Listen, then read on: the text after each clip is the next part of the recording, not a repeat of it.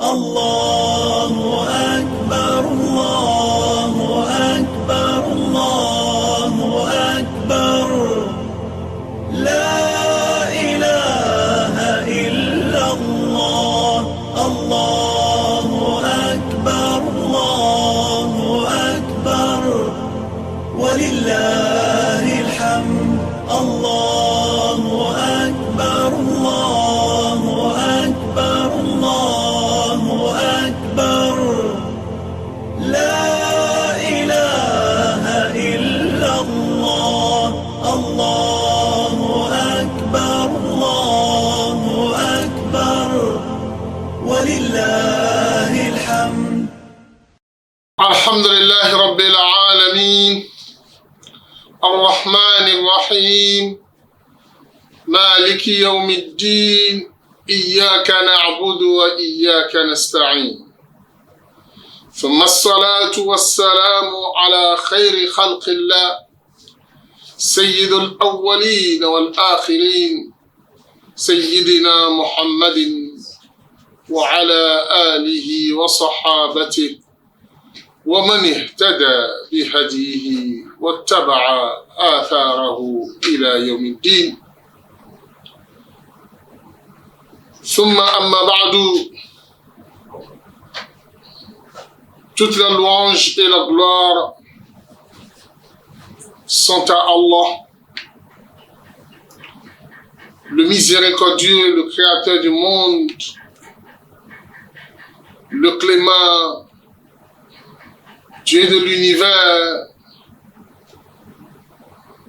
Dieu de tous les messagers, et que la paix et la bénédiction d'Allah soient sur le prophète Mohammed sallallahu alayhi wa sallam, sur sa famille, sur ses compagnons, et sur tous ceux qui suivent et suivront ses enseignements jusqu'au jour du jugement dernier. Chers téléspectateurs, nous commençons toujours par vous adresser la salutation de l'islam, qui est la salutation de paix et de clémence, en vous disant Assalamu alaikum wa rahmatullahi wa barakatuh. Qu'Allah subhanahu wa ta'ala vous accorde la paix, qu'il vous accorde sa grâce et sa bénédiction tout au long de notre vie. Chers téléspectateurs, la vie en privé ou en public, et surtout lorsque nous vivons en communauté, elle est basée sur l'argent. Et vivre en communauté se conduit bien par la gestion de l'argent. Si l'argent est bien géré dans une société, dans une communauté, cette société sera toujours meilleure. Les composants de cette société auront toujours une vivre ensemble parfaite, puisque chaque catégorie n'aura pas de difficulté à vivre avec l'autre catégorie, puisque le besoin dur qui pouvait amener une catégorie à détester l'autre catégorie ne va pas exister. Ce qui est l'objectif principal de l'islam et d'Allah subhanahu wa ta'ala, qui a légiféré en islam la zakat, qui est l'un des piliers principaux de l'islam, l'un des piliers de l'islam. La zakat, comme le nom le dit en arabe, zakat, c'est la purification. La zakat, c'est la croissance. C'est l'augmentation de quelque chose. Déjà, le sens littéraire de ce mot en arabe nous indique déjà l'utilité et les mérites de cet acte. Et si nous référons à certains versets du Coran pour simplement s'enquérir de ce sens et de ce qui l'entoure, nous allons simplement voir le verset où Allah subhanahu wa ta'ala nous dit والذين يربون في أموال والذين فما آتيتم من ربا ليربو في أموال الناس فلا يربو عند الله وما آتيتم من زكاة تريدون وجه الله فأولئك هم المضعفون.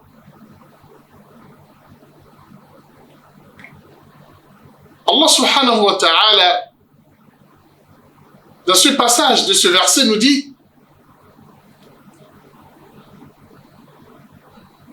وَمَا أَتَيْتُم مِّن رِبًا لِيَرْبُوَ فِي أَمْوَالِ النَّاسِ. Tout ce que vous apportez, vous faites, vous donnez comme usure, comme riba, et vous augmentez, vous gagnez de l'argent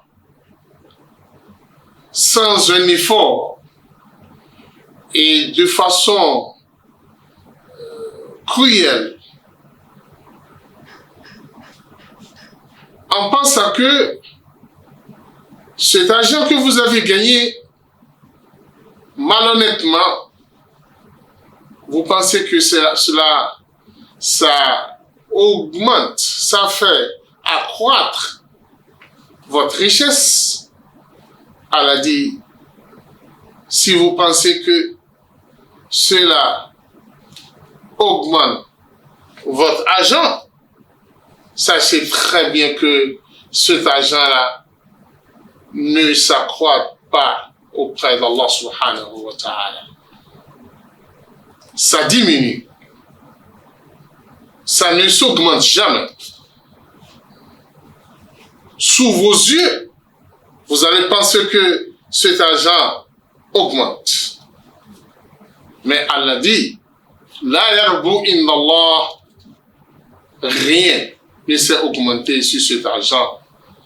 Et que cette montagne d'argent que vous pensez avoir de votre côté, en quelques minutes, ça va devenir poussière. Puisque tout argent gagné par usure, Allah subhanahu wa ta'ala en a déjà annoncé une guerre et il a promis mettre en péril tout et tout à la fois. Alors, aucune société ne pourra grandir en s'appuyant sur l'usure. Déjà, cette société est déjà en voie de destruction, de détruire d'ici à là. Et Allah dit dans le même verset, وَمَا آتَيْتُم مِّن زَكَاةٍ تُرِيدُونَ وَجْهَ اللَّهِ فَأُولَٰئِكَ هُمُ الْمُضْعَفُونَ. Allah subhanahu wa ta'ala dit, mais tout ce que vous apportez, vous amenez, vous faites comme zakat, sachez que tout cet argent sera multiplié, sera doublé, et vous aurez une richesse énorme auprès d'Allah, auprès des êtres humains dans l'environnement où vous vivez. Ce qui nous rapproche davantage du sens de ce mot, qui nous signifie que la zakat, c'est faire accroître l'argent, c'est multiplier, c'est doubler, c'est tripler l'argent que vous avez. Et Allah subhanahu wa ta'ala, en s'adressant au prophète Muhammad sallallahu alayhi wa sallam, lui dit: خذ من أموالهم صدقة تطهرهم وتزكيهم بها وصل عليهم إن صلاتك سكن لهم. Allah subhanahu wa ta'ala, en s'adressant au prophète Muhammad sallallahu alayhi wa sallam, lui donne cet ordre: خذ من أموالهم, prends de leur argent la zakat.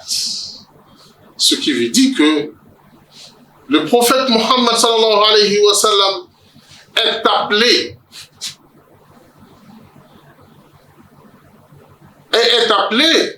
à aller chercher la zakat.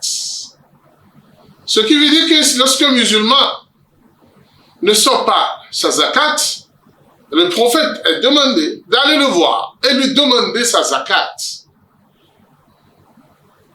Ce qui fait que dans le pays islamique, les pays qui ont l'islam dans leur constitution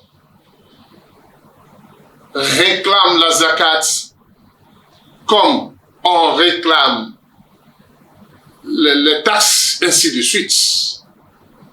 Et ceci, c'est déjà une aide pour le musulman à l'amener à appliquer ce pilier qui est le pilier, qui est l'un des 5 piliers de l'islam. Allah dit au prophète Muhammad sallallahu alayhi wa sallam: prends de la zakat, prends de leur argent la zakat, tout hiruhum. Lorsque tu le fais, tu les purifies. Ce qui veut dire que la zakat est une purification dans son sens littéral. C'est la purification de l'argent, c'est la purification aussi de l'être humain. C'est pour cela qu'Allah dit: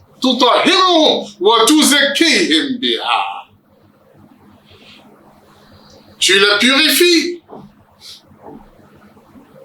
moralement et physiquement.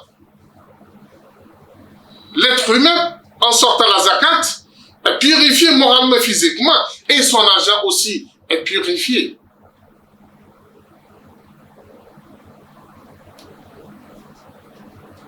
C'est dans ce sens que nous devons savoir que lorsque nous voulons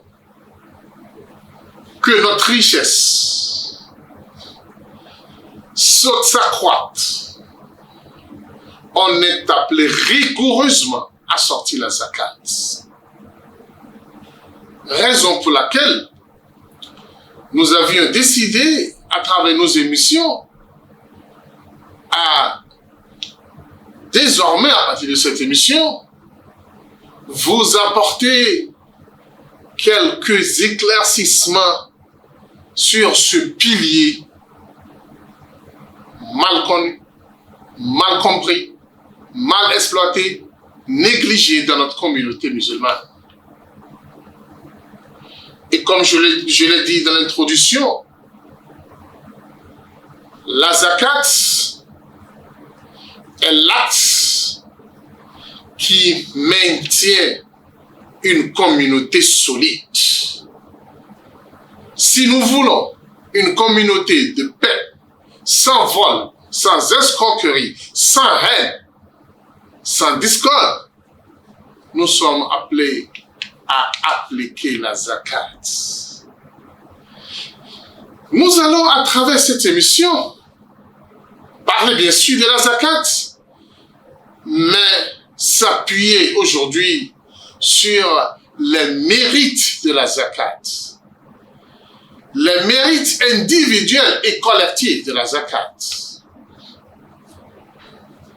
D'abord, chers téléspectateurs, nous devons vous rappeler que la zakat, comme je l'ai dit, va contribuer d'abord du côté de celui qui sort la zakat à sa purification physique, à la purification de son argent, à la croissance de son argent, mais plutôt c'est une solidarité sans équivoque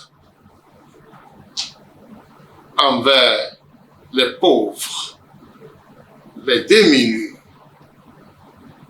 les ayants droit, les proches, les orphelins, ainsi de suite dans la société. Avant que je ne parle de ces mérites, chers téléspectateurs, laissez-moi d'abord vous rappeler un principe capital et important de notre religion qui fait partie des BAB de l'islam et aussi du fondement de l'islam par rapport à l'argent. Qu'est-ce que la foi islamique nous dit par rapport à l'argent? C'est que l'argent est la propriété d'Allah subhanahu wa ta'ala. والذين يؤتون ما Allah, le verset d'Allah subhanahu wa ta'ala nous dit يؤتون من مال الله الذي آتاهم. مال الله, l'argent appartient à Allah. Alors dans ce sens, c'est Allah qui distribue et qui répartit l'argent à ses créatures comme il le veut.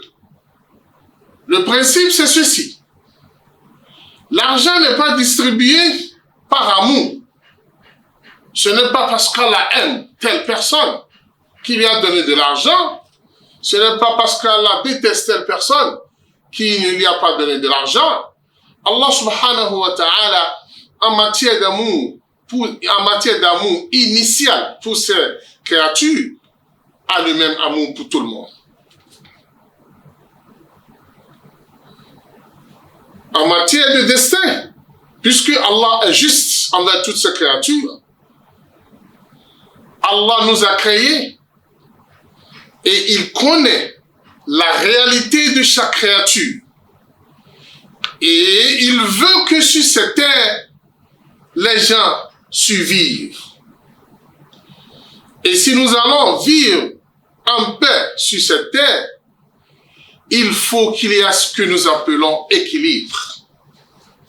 Maintenant, pour maintenir cet équilibre, Allah subhanahu wa ta'ala, après la créature de chaque créature, après la création de chaque créature, Allah sait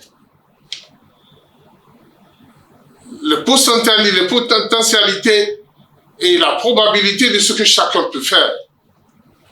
Dans ce sens, Allah sait que cette créature, si je l'envoie sur cette terre riche,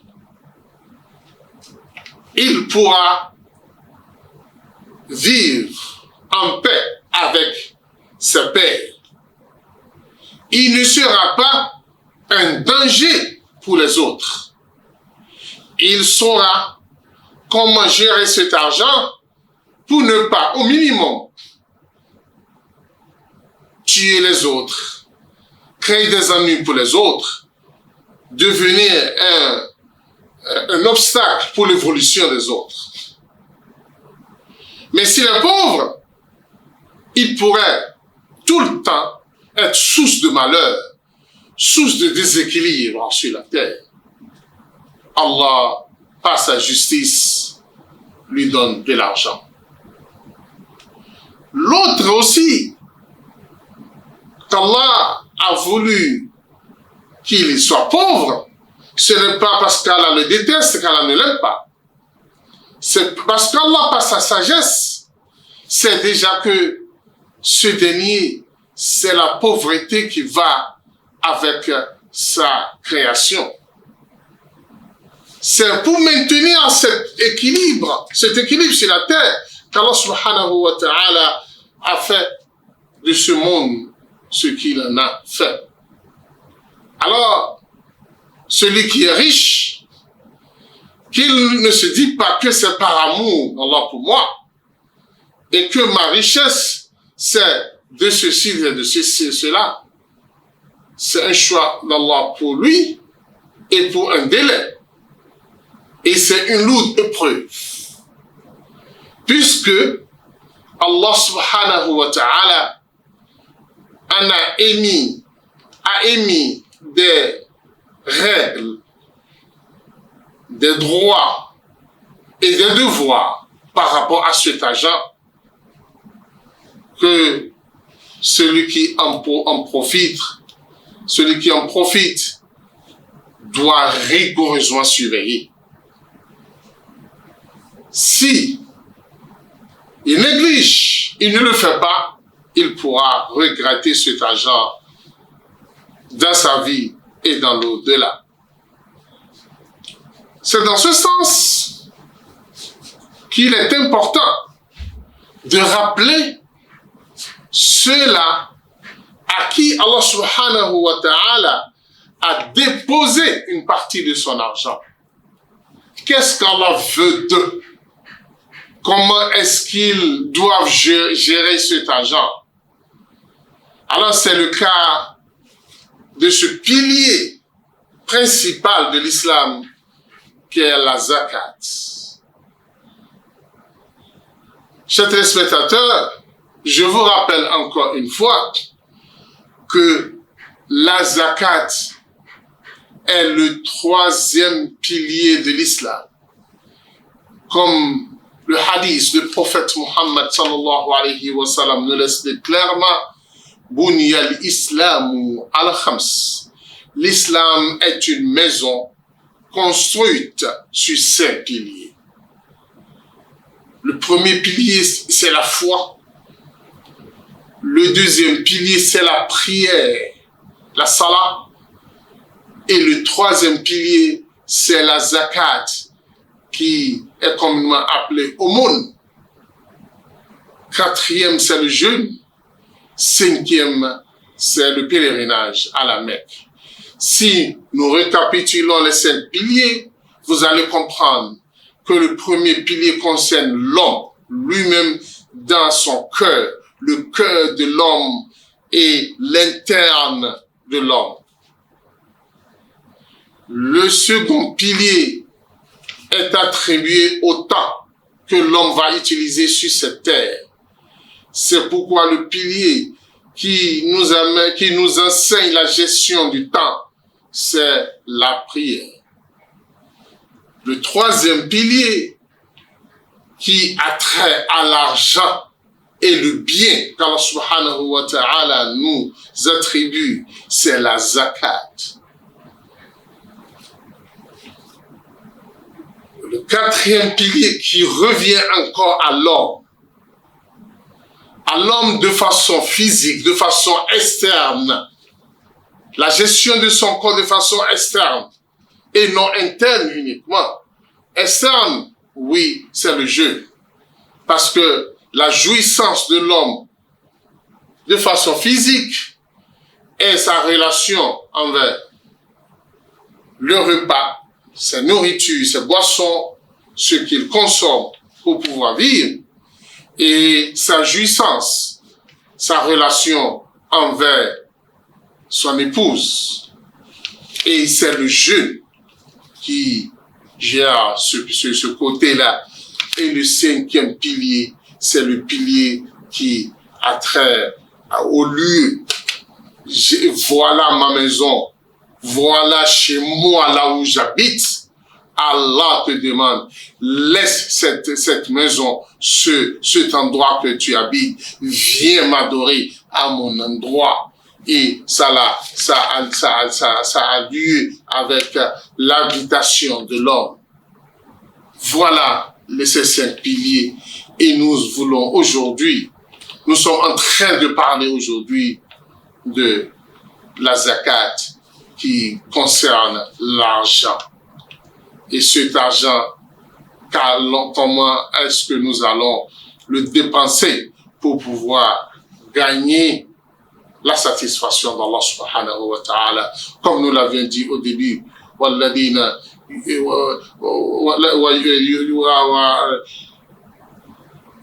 l'avions dit au début, que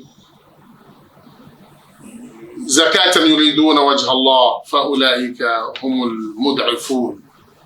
وما آتيتم من ربا ليربو عند الناس فلا يربو عند الله وما آتيتم من زكاة تريدون وجه الله فأولئك هم المضعفون. Que zakat yuridun wajh Allah. Lorsque vous faites la zakat, vous recherchez la face d'Allah et que cet argent doit être distribué pour rechercher la satisfaction d'Allah et pour rechercher une place élevée auprès d'Allah subhanahu wa ta'ala. Après la pause, nous allons parler des mérites de la zakat et ses avantages dans la société. Assalamu alaikum warahmatullahi wabarakatuh. Ìkànnì tẹ́ ń wò yìí náà ní ìkànnì Sunna TV. Níbi tí àwọn onímọ̀ ti ń tẹ ìmọ́lẹ̀ sórí ẹ̀sìn Islam látòrí Sunna TV. Ìmọ́lẹ̀ nínú Sunna Nabi Muhammad sallallahu alayhi wa sallam. Ní gbogbo ìgbà ní kẹ́ máa wò wá. Tí ẹ̀sùn máa rí ẹ̀kọ́ ìsìnkọ́ lórí ìkànnì yìí náà ni o. Òun ló múlẹ̀ rẹ̀kẹ̀tẹ̀ yàtọ̀ yìí. Gbogbo mùsùlùmí lọ́kùnrin àti lóbìnrin. Ẹ jẹ́ ká máa wo Sunna TV. Ẹ jẹ́ àwọn ọmọ wa náà máa wo Sunna TV kí wọ́n lè bá ní ìmọ̀ tó péye nípa Sunna. Ìkànnì tó ń tàn mọ́lẹ̀ sínú ẹ̀sìn ni Sunna TV Yorùbá. Ẹ máa wò wá ní gbogbo ìgbà kẹ́sì máa kọ́ ẹ̀kọ́ tó péye nípa Sunna. Alhamdulillah, wa salatu wa salam ala rasulillah. Nous poursuivons toujours notre émission sur les mérites de la zakat. Les mérites de la zakat en islam sont très nombreuses. Nous ne pouvons pas, en une émission, ni en 2 émissions, les citer. Mais nous allons faire l'effort de citer quelques points qui pourront nous amener à prendre au sérieux ce pilier. Car c'est le pilier le plus négligé de la communauté musulmane. C'est le pilier mal compris par beaucoup de musulmans. Nous allons expliquer cela par la suite. C'est le pilier dans lequel la passion en application a eu raison sur beaucoup de musulmans. Et la cause n'est pas loin. La cause est simple. C'est parce que l'homme aime trop l'argent. Vous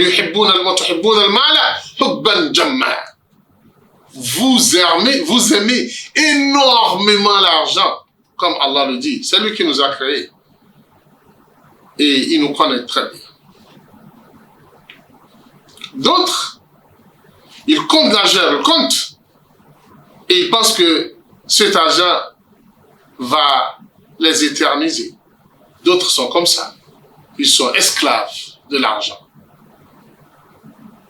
C'est comme si ce n'est pas eux le propriétaire de l'argent, c'est plutôt l'argent qui est devenu leur propriétaire, comme le prophète Mohammed sallallahu alayhi wa sallam les a appelés. Ta'isa Abdul Dinar, les esclaves de l'argent, qu'ils soient tous maudits, qu'ils soient tous malheureux, le prophète a dit. Puisque l'argent qui est censé être sous ses ordres, c'est lui qui est devenu maintenant sous l'ordre de l'argent et il a peur de le toucher. Le premier mérite, ça n'est parmi les points que nous allons citer, pour signifier l'importance de la zakat en islam. Le premier point, c'est l'accomplissement de la religion. Lorsque vous voulez parfaire votre religion et indiquer que vous aviez accompli les 5 piliers de l'islam, vous êtes appelés à sortir, à s'acquitter de la zakat. Que chacun de nous se pose cette question. L'islam a 5 piliers. Quels sont les piliers que j'arrive à accomplir parmi ces 5? La foi, d'abord, ça nous amène à être musulmans. La prière, alhamdulillah, tu arrives à l'accomplir à ta manière, bien sûr, parce que Allah seul sait comment est-ce que les gens font les prières de nos jours. Le jeûne de Ramadan, comme ça, là, c'est public. C'est un pilier qui se fait en public. C'est un pilier collectif. Alors, on est tous dedans. Le Hajj, beaucoup l'ont fait, et chacun sait comment est-ce qu'il l'a fait. Maintenant, la zakat. Nous sommes répartis en 2 catégories par rapport à la zakat. Les riches et les pauvres. Les riches n'ont pas d'excuses s'ils ne sortent pas la zakat. Le pauvre a ses excuses. Les pauvres derniers cris, je veux dire. Parce que il y a pauvreté dans pauvreté. Beaucoup ont de moyens pour sortir la zakat. Mais comme ils voient les plus riches, ils pensent qu'eux ne sont pas en mesure de sortir la zakat. Nous allons vous expliquer, Inch'Allah, à travers la prochaine émission, le montant exigé pour sortir la zakat de chacun de nous. Mais je tiens seulement à vous le dire dès maintenant et nous allons revenir après pour expliquer comment faire les calculs. Si vous aviez déjà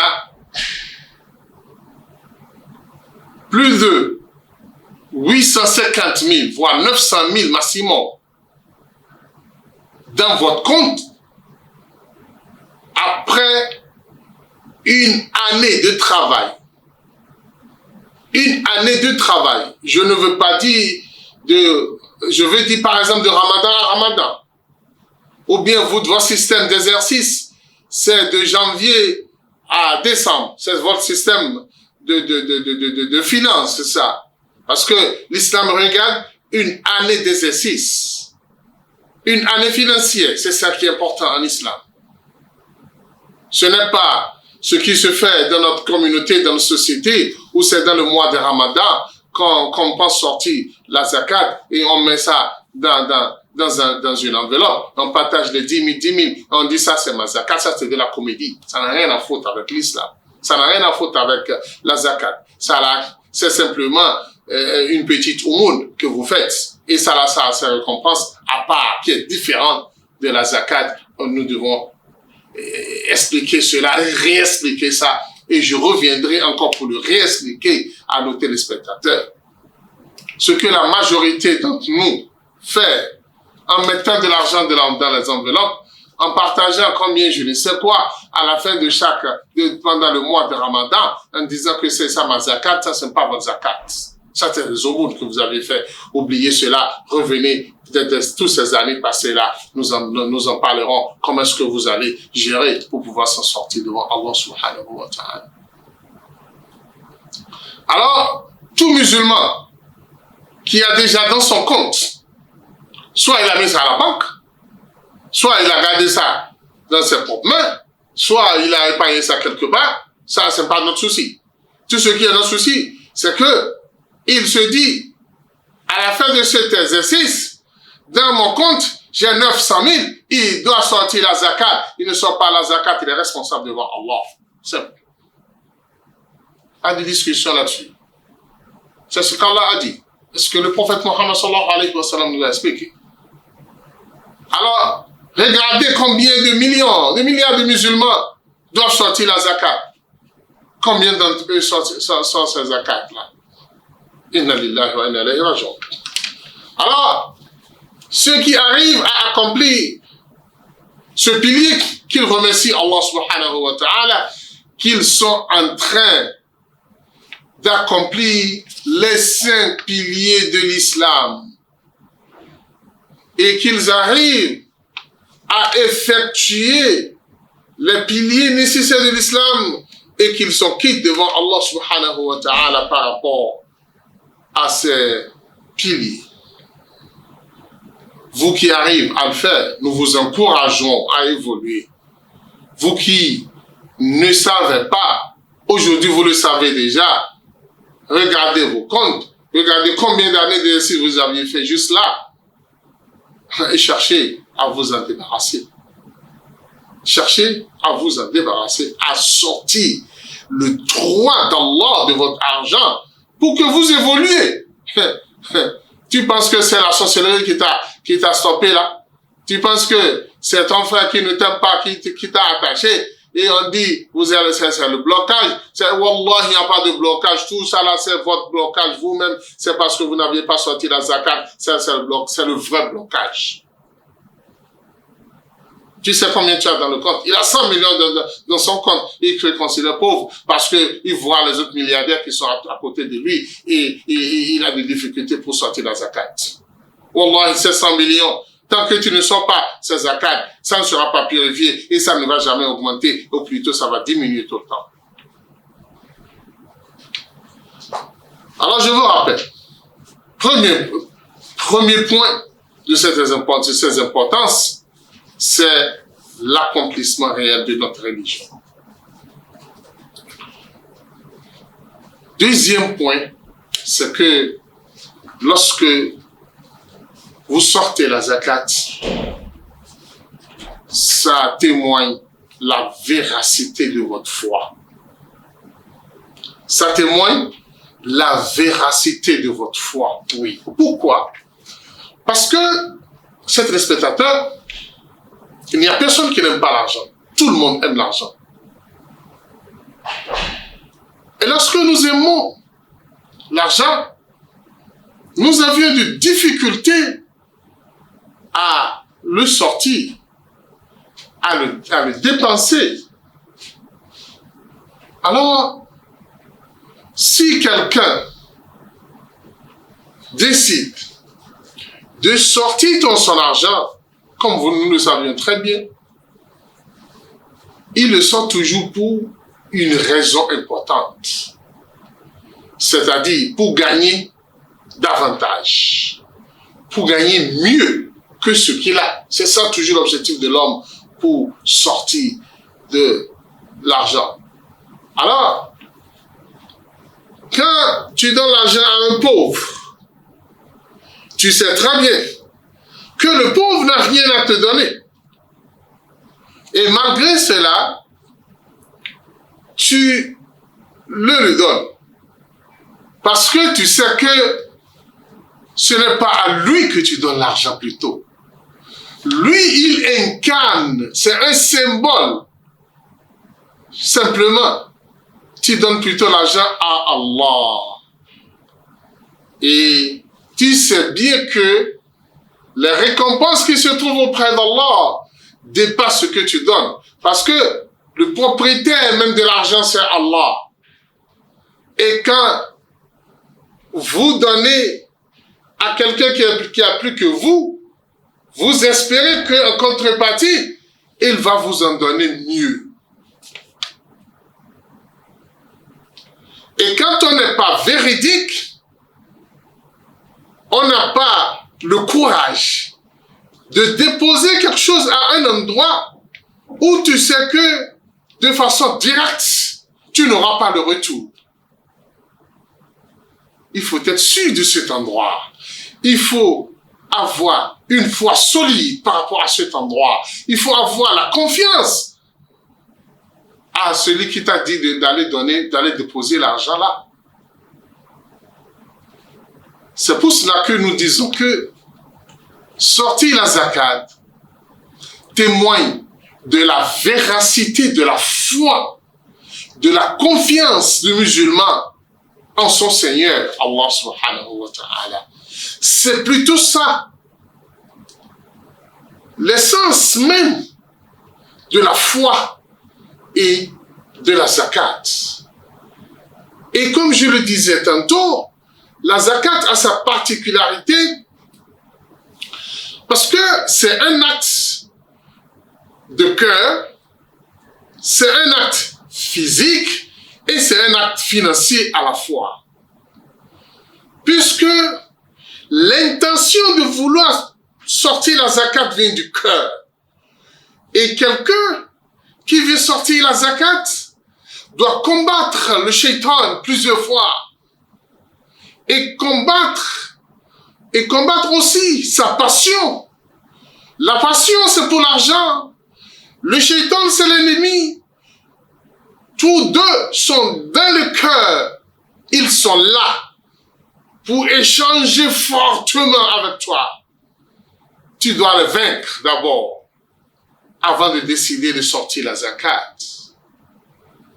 Alors, la foi est là, la passion est là, le shaitan est là, mais tu as arrivé à faire peser ta foi sur la décision du shaitan et de ta passion, et tu es sorti vainqueur.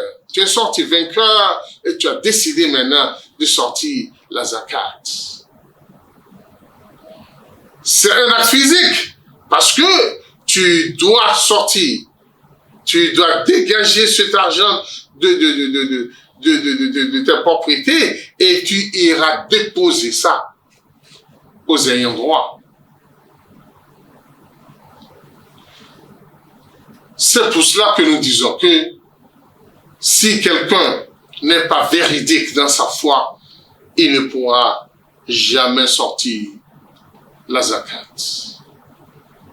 Troisième mérite de la zakat, c'est que la zakat élève l'homme dans son rang social ici-bas et auprès d'Allah subhanahu wa ta'ala.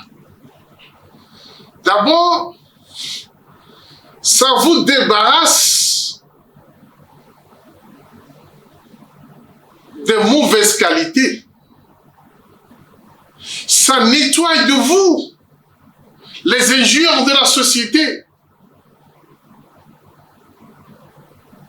L'avarice ne sera plus l'un des caractéristiques qui seront attribuées à vous. Les gens diront que lui là, il est généreux, il n'est pas avare. Lorsque vous commencez par sortir la zakat, vous serez considéré parmi les gens comme étant un homme généreux. La générosité sera attribuée à vous à la place de l'avarice. Là, vous serez élevé dans votre société. C'est la zakat qui peut vous accorder ceci. En plus, auprès d'Allah subhanahu wa ta'ala, vous serez pleinement élevé. Parce que, déjà, Allah va vous aimer, Allah va vous lister parmi les gens du paradis. Parce que, parmi les œuvres qui amène au paradis la zakat en une et parmi les plus importantes.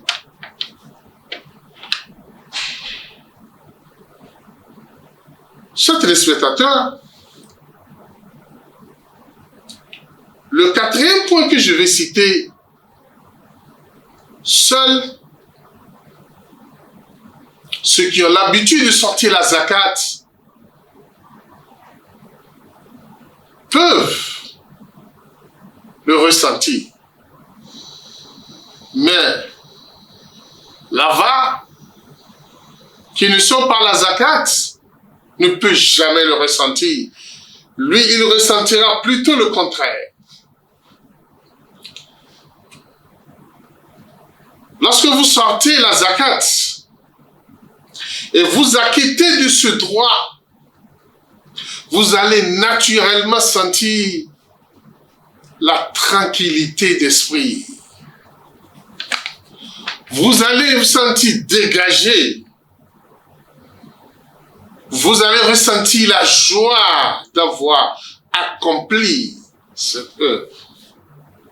Je vous le dis, si vous l'aviez bien accompli, ça là, il faut toujours le servir. Parce que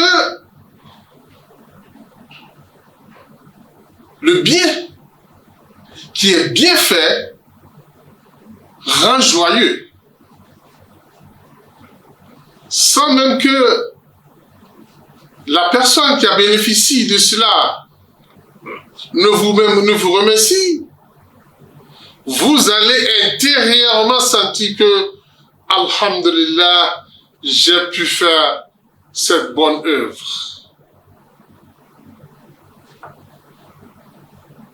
Ce caractère est un caractère particulier qu'on ne voit que ceux qui l'accomplissent. Mais ceux-là qui refusent de donner la zakat, de s'acquitter de la zakat, vous les voyez au contraire, ils sont tout le temps gênés, ils ont tout le temps la poitrine serrée, ils ont toujours de la haine contre les pauvres. Et quand ils voient ces pauvres-là, qu'est-ce que ceux-là font quand ici, ils sont même gênés de les voir. Parce qu'au fond d'eux, ils savent bien qu'ils ne les donnent pas le droit. Ce qui les rend naturellement gênés. Et ils n'arrivent pas à se dégager dans le cœur.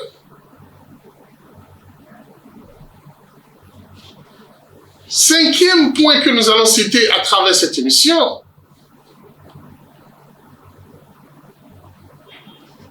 c'est l'une des importances majeures de la zakat. Et c'est le côté communautaire de la zakat. Puisque la zakat est un acte de solidarité. C'est l'acte qui consolide les liens, qui rend fort une société. Chers téléspectateurs, lorsque vous acquittez de la zakat,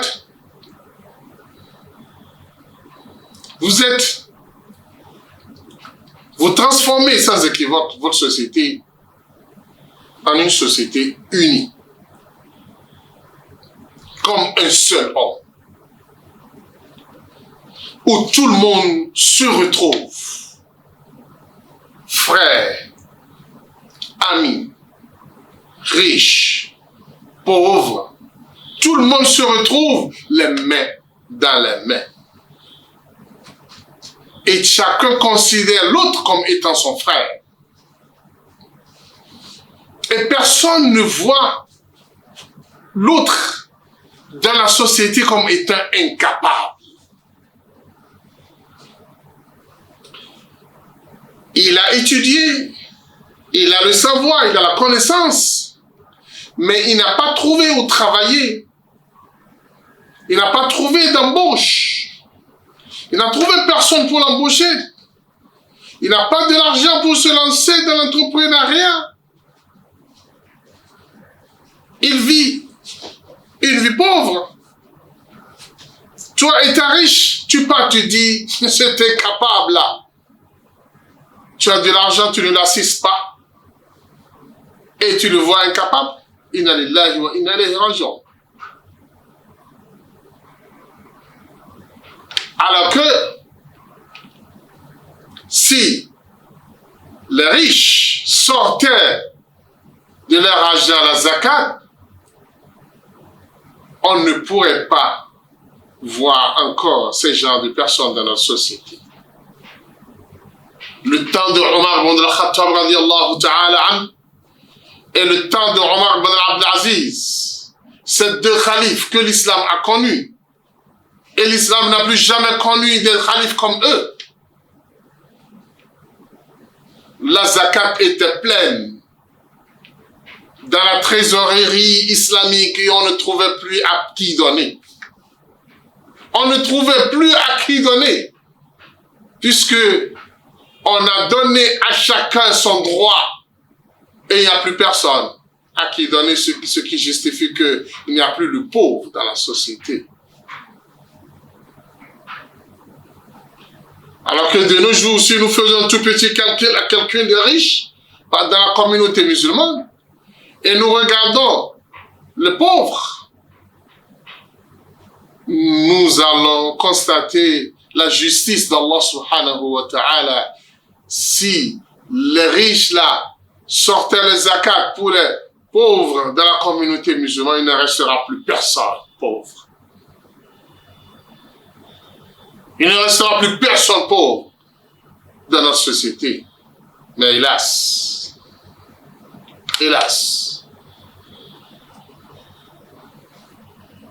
comprenez-moi bien, lorsque les ayants droit ont ce qu'ils doivent recevoir de la zakat, comprenez-moi bien, il n'y aura plus de crimes dans la société. Il n'y aura plus de criminels dans la société. Ce n'est pas que la criminalité va s'abaisser, plutôt la criminalité sera complètement éradiquée de la société. Le voleur n'aura plus aucune raison pour aller voler. Les cambrioleurs ne vont jamais plus penser à cela. Les malfaiteurs ne vont pas penser à cela. Ceux-là qui tuent parce qu'on leur donne quelques sous ne vont pas le faire. Parce que chacun a suffisamment ce dont il a besoin. Et les pauvres vont aimer les riches parce qu'ils savent que c'est grâce à eux qu'ils ont gagné leur vie. Alors la société sera purifiée et la société sera bonne. Le plus important, chers téléspectateurs, le prophète Mohammed sallallahu alayhi wa sallam nous dit: chacun de nous sera le jour du jugement dernier sous l'ombre de sa zakat, de sa sadaqa qu'il a fait. Le jour où il n'y aura aucune ombre quelque part à part l'ombre d'Allah, le soleil sera ardent et sera à une coudée de nos têtes. Seuls nos zakats, nos aumônes vont servir de couverture pour nous, d'umbrella pour nous, de parapluie pour nous, pour empêcher le soleil de tomber sur nos têtes. Alors, que chacun se prépare et s'apprête pour ce jour où il sera seul. Personne pour le défendre. À part ses bonnes œuvres, il a besoin de la zakat ce jour-là. Il a besoin de l'argent qu'il avait réservé chez les pauvres pour pouvoir couvrir sa tête ce jour qu'Allah subhanahu wa ta'ala nous facilite cela, qu'il assiste chacun à pouvoir sortir sa zakat, qu'il nous amène à aimer les pauvres, pour que le jour de jugement dernier, nous puissions gagner cette lourde récompense réservée à ceux qui sortent la zakat. Subhanak Allahumma bihamdik, nashhadu an la ilaha illa anta, nastaghfiruka wa natubu ilayk. Allahu Akbar, Allahu Akbar, Allahu Akbar. La ilaha illa Allah, Allahu Akbar, Allahu Akbar. Walillahil hamd, Allahu Akbar, Allahu Akbar, Allahu Akbar. La ilaha illa Allah, Allahu Akbar, Allahu Akbar. Walillah.